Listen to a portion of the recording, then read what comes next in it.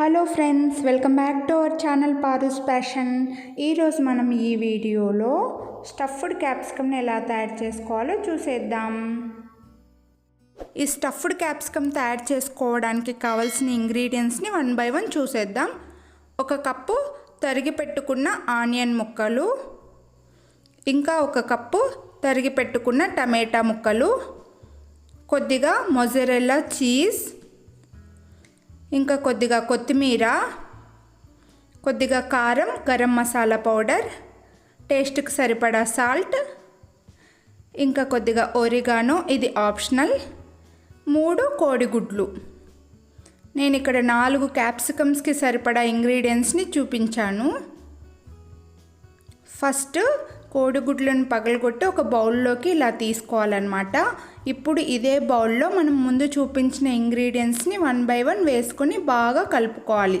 So ఇలా ఒక బౌల్లోకి 3 ఎగ్స్ని తీసుకొని, ఆ తర్వాత ముందుగా ఒరిగానో వేసుకొని, తర్వాత ఆనియన్ ముక్కల్ని వేసుకోవాలి. ఆ తర్వాత తరిగి పెట్టుకున్న టమాటా ముక్కల్ని కూడా వేసుకోవాలి. ఇంకా కారం పొడి, గరం మసాలా పౌడర్, టేస్ట్కి సరిపడా సాల్ట్ కూడా వేసుకోవాలి.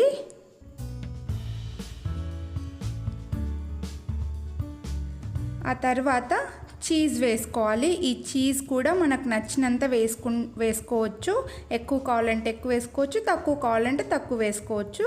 ఆ తర్వాత కొత్తిమీరను కూడా కలుపుకుంటే మన క్యాప్సికమ్ చాలా టేస్టీగా ఉంటుందన్నమాట. సో ఇలా కొత్తిమీర కూడా వేసుకోవాలి. ఇవన్నీ బాగా ఎగ్ బీటర్తో బాగా ఇలా బీట్ చేసుకొని మొత్తం మిక్స్ అయ్యేలాగా కలుపుకోవాలన్నమాట. చూడండి, ఇలా బాగా మొత్తం కలిసిపోవాలి. ఇలా మొత్తం కలిపేసి పక్కన పెట్టుకొని ఉంచుకోవాలి. ఆ తర్వాత ఇడ్లీ పాత్ర తీసుకొని, ఇడ్లీ పాత్రలో కొన్ని వాటర్ పోసి, మనం సేమ్ ఇడ్లీలు ఎలా చేసుకుంటామో అలా కొన్ని వాటర్ పోసి, ఆ తర్వాత ఇడ్లీ ప్లేట్లో కొద్దిగా ఆయిల్ని అప్లై చేసుకోవాలి. దీన్ని లో ఫ్లేమ్లో పెట్టుకొని వేడి చేసుకోవాలి. ఇడ్లీలు చేసుకున్నట్లుగా వేడి చేసుకోవాలి. ఆ తర్వాత క్యాప్సికమ్ని లోపల ఉన్న విత్తనాలన్నీ తీసేసి కొద్దిగా ఆయిల్ని టోటల్గా క్యాప్సికమ్ మొత్తంకి అప్లై చేసుకోవాలన్నమాట. ఇలా 4 క్యాప్సికమ్స్కి నేను అప్లై చేసుకుంటున్నాను. ఇలా ఆయిల్ని అప్లై చేసుకోవడం వల్ల క్యాప్సికమ్ కూడా బాగా కుక్ అవుతుందన్నమాట. సో ఇలా ఆయిల్ అప్లై చేసుకున్న తర్వాత మనం ముందు తయారు చేసి పెట్టుకున్న స్టఫ్ ఉంది కదా, అది మొత్తం క్యాప్సికమ్లో ఇలా వేసుకోవాలి.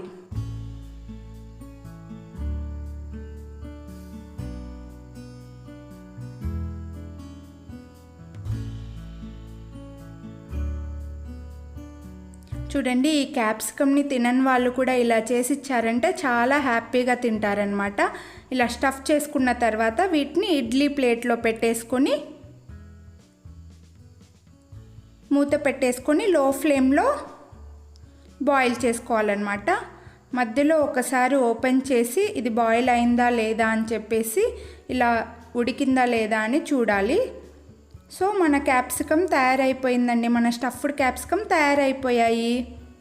దీన్ని ఇప్పుడు తీసి సర్వింగ్ ప్లేట్లో పెట్టేసుకుందాం. చూడండి, చాలా ఈజీగా ఇలాగా స్టఫ్డ్ క్యాప్సికమ్ తయారు చేసుకోవచ్చు. ఇందులో ఎగ్స్ కూడా వేసుకున్నాం కాబట్టి చాలా హెల్దీ. ఆ తర్వాత పైన ఇలాగా టమాటా సాస్ లేదా టమాటా కెచప్ వేసి ఇచ్చారంటే పిల్లలు చాలా హ్యాపీగా తింటారనమాట. చూడండి ఎంత బాగా కనిపిస్తుందో కదా. ఇలా క్యాప్సికమ్ విత్ ఎగ్ స్టఫ్ చేసి ఇచ్చామంటే హెల్త్కు చాలా మంచిది. పిల్లలు కూడా క్యాప్సికమ్ తినని వాళ్ళందరూ, పెద్దవాళ్ళు కూడా బాగా తినేస్తారు. ఇలా కట్ చేసి చూపిస్తున్నాను చూడండి. లోపల ఎగ్ అంతా బాగా బాయిల్ అయిపోయింది. ఐ హోప్ ఈ వీడియో మీకు నచ్చింది అని అనుకుంటున్నాను. ఈ వీడియో నచ్చినట్లయితే లైక్ చేసి మీ ఫ్రెండ్స్ అండ్ ఫ్యామిలీకి షేర్ చేయండి. ఇంకా నా ఛానల్ని సబ్స్క్రైబ్ చేయడం మాత్రం మర్చిపోవద్దండి. సబ్స్క్రైబ్ చేసుకొని అలాగే బెల్ బటన్ యాక్టివేట్ చేసుకున్నారంటే నేను చేసే మంచి మంచి వీడియోలు మీరు మిస్ అవ్వకుండా చూడొచ్చు.